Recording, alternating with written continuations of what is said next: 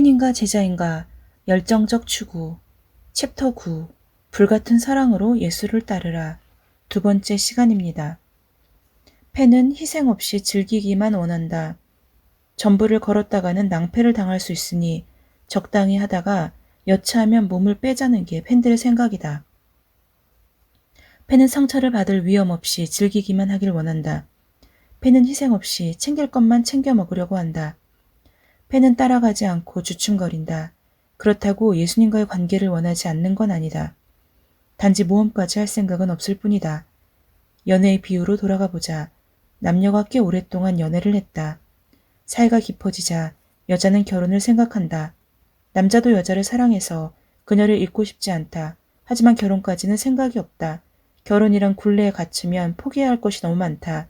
그래서 고민 끝에 한 가지 제안을 한다. 그냥 함께 사는 건 어때? 풀이하자면 이렇다. 서로를 구속하지는 않은 채로 결혼의 혜택만 누리는 건 어때? 팬의 자세가 그와 같다. 팬은 예수님께 그냥 함께 사는 건 어떨까요? 라고 말한다. 더 도어라는 풍자적인 잡지에서 동거 커플에게 다음과 같은 맹세를 제안한 적이 있다.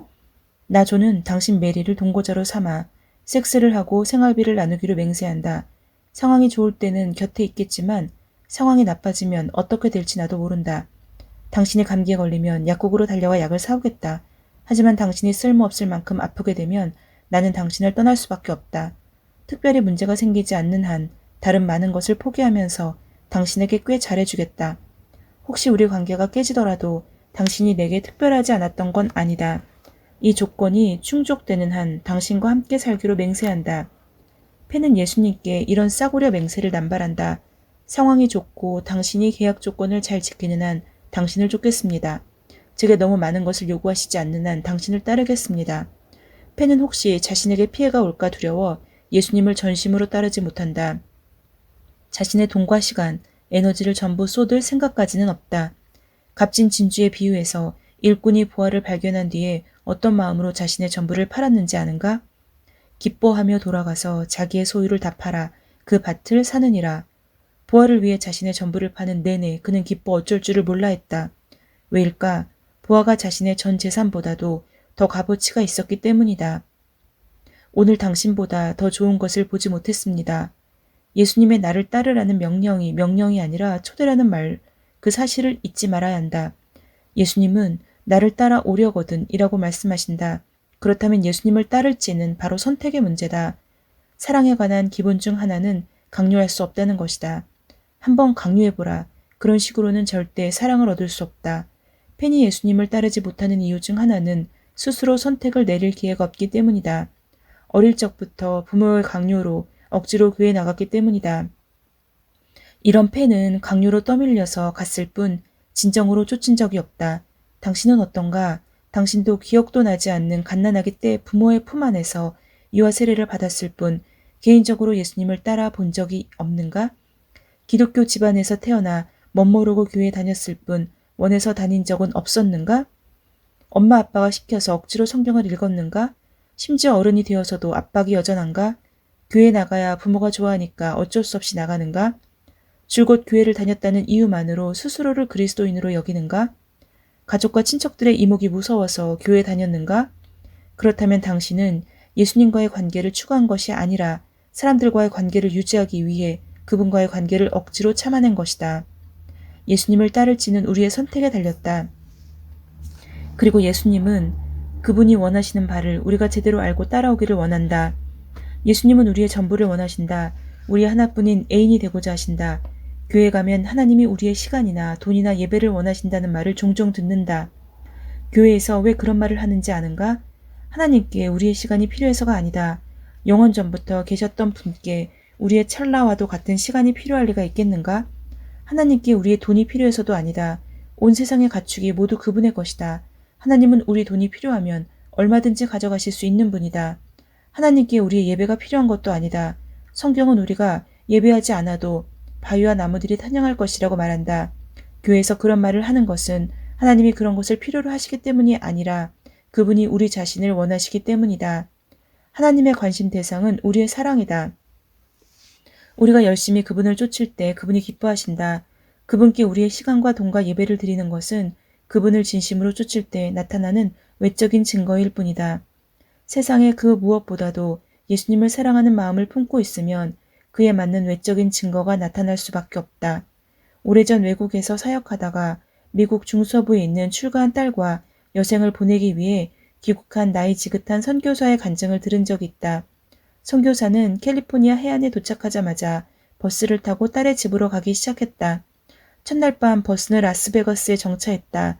선교사는 30년 넘게 외국에 나가 있었고 특히 라스베거스는 초행이었다. 일단 호텔에 체크인을 하고 거리로 산책을 나갔다. 자정에 가까운 시간인데도 거리는 대낮처럼 훤했다. 시끌벅적한 음악 소리와 휘황찬란한 호텔들, 심지어 세상의 명차와 명차는 다 집합시킨 자동차 쇼, 카지노에서 벌어지는 도박과 슬롯 머신에서 동전이 쏟아지는 소리, 유명 연예인들이 대거 출연하는 쇼, 온갖 진귀한 술과 음식을 파는 식당들. 선교사는 한참을 돌아다니다가 숙소로 돌아왔다. 방에 들어온 선교사는 불을 켜지 않고 창문의 커튼을 열었다. 그리고 고요한 가운데 창문 앞에 무릎을 꿇고 앉아 라스베이거스 거리를 내려다보았다. 그리고 잠시 후 아래 세상보다 더 찬란한 빛으로 가득한 하늘을 바라보며 기도를 올렸다. 하나님, 오늘 당신보다 더 좋은 것을 단 하나도 보지 못했습니다. 예수님을 사랑하고 열정적으로 쫓을 수밖에 없는 이유 중 하나는 그분이 먼저 우리를 지극히 사랑하셨기 때문이다.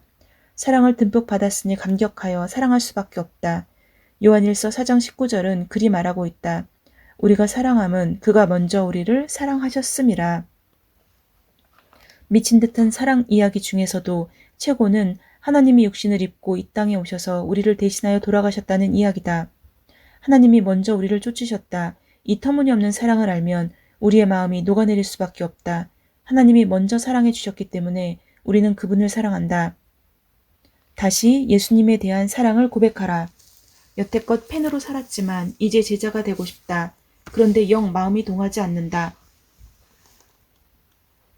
그렇다면 어떻게 해야 할까? 열정적으로 그리스도를 따르고 싶기는 한데 무감동하고 냉담한 마음이 도대체 풀어질 줄 모른다. 그러고 싶진 않지만 사람 마음이 어디 뜻대로 되는가? 얼마 전 7가지 죽음에 이르는 죄를 꽤 깊이 연구했던 적이 있다. 성경 어디에도 이 죄에 관한 이야기는 없다. 그래서 이 죄의 리스트가 어떻게 생겼는지 궁금했다. 알고 보니 이러했다. 옛날에는 문맹률이 매우 높아 성경을 읽을 줄 아는 사람이 거의 없었다. 이에 몇몇 교회 리더들이 모여 최악의 죄 7가지를 정했다. 사람들이 최소한 그 죄들만큼은 짓지 않기를 바라는 마음에서였다. 7가지 죽음에 이르는 죄의 리스트가 생긴 배경을 조사하던 중 한 가지 죄가 좀 이상하다는 생각이 들었다. 아무리 생각해도 나태는 죽음에 이를 만큼 치명적이지 않아 보였다. 나는 나태를 게으름이라고만 생각했다. 예를 들어 리모컨을 잃어버렸는데 텔레비전 앞까지 걸어가는 게 귀찮아 끝까지 채널을 바꾸지 않는 사람들이 있지 않은가? 물론 게으름이 좋은 건 아니지만 그렇다고 사악한 죄까지는 아닌 듯하다. 그런데 알고 보니 나태로 번역된 단어는 아시디아다. 내가 볼 때 아시디아는 나태로 번역하는 게 그리 적절치 않아 보인다. 초대교회 지도자들의 의도를 제대로 전달하려면 영적 무관심으로 번역하는 게 옳지 않나 싶다. 영적인 문제에 대해 아무래도 상관없어 라고 말한다면 보통 심각한 죄가 아닌 셈이다. 하나님이 우리를 사랑하여 아들을 보내 십자가 위에서 죽게 하셨다. 덕분에 우리는 죄를 용서받을 수 있게 되었다. 그런데도 무표정한 얼굴로 어깨를 한번 으쓱하고 마는 것, 이것이 아시디아이며 팬들 사이에 만연해 있는 죽음의 질병이다. 열정의 불이 꺼졌다. 쫓지 않는다. 예전에는 예수님을 열정적으로 따라다녔으나 언제부터인가 흥미를 잃었다. 바로 에베소 교회의 그리스도인들이 그러했다. 요한계시록 2장 4에서 5절에서 예수님은 이 교회를 나무라신다.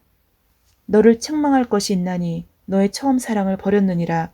그러므로 어디서 떨어졌는지를 생각하고 회개하여 처음 행위를 가져라. 만일 그리하지 아니하고 회개하지 아니하면 내가 내게 가서 내 촛대를 그 자리에서 옮기리라. 교회가 처음 사랑을 버렸다.